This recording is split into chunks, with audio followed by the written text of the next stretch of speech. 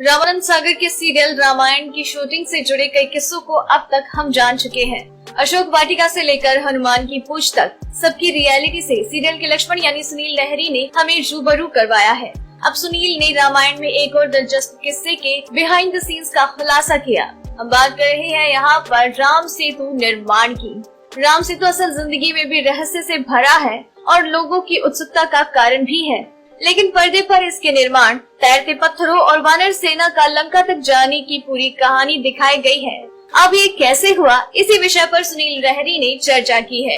सुनील ने अपने latest video में राम सेतु मेकिंग पर बात की। उन्होंने कहा, हम परेशान थे कि शूट कैसे होगा, कोई ब्रिज नहीं बनाया, सेट पर वैसा कुछ भी नजर नहीं आ रहा था। लेकिन फिर हमने देखा कि राम सेतु के लिए एक मिनिएचर बनाया गया था जो लगभग 1.5 फुट लंबा और 6 इंच चौड़ा था। इनमें छोटे छोटे पत्थर एक लकड़ी की प्लेट पर चिपकाए गए थे।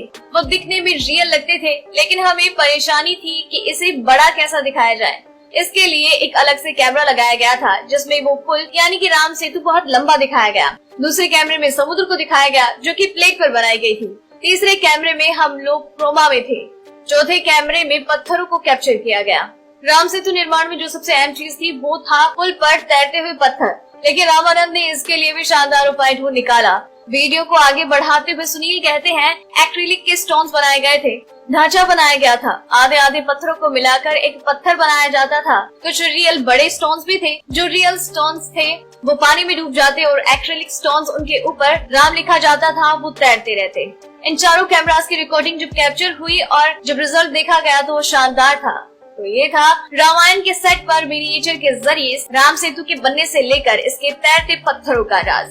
सुनील लहरी प्रतिदिन रामायण के बिहाइंड द सीन्स के किस्से सुनाते हैं। हर कड़ी में एक नई कहानी और एक नया किस्सा सुनने को मिलता है। अगर आपको ये रिपोर्ट पसंद आई तो लाइक और शेयर करें, साथ ही अपने व्यूज हमें कमेंट करके जरूर बताएं। डेली ट्रेंडिंग न्यूज की रिपोर्ट सब्सक्राइब करें हमारा चैनल ऐसे ही लेटेस्ट और इंटरेस्टिंग न्यूज के लिए।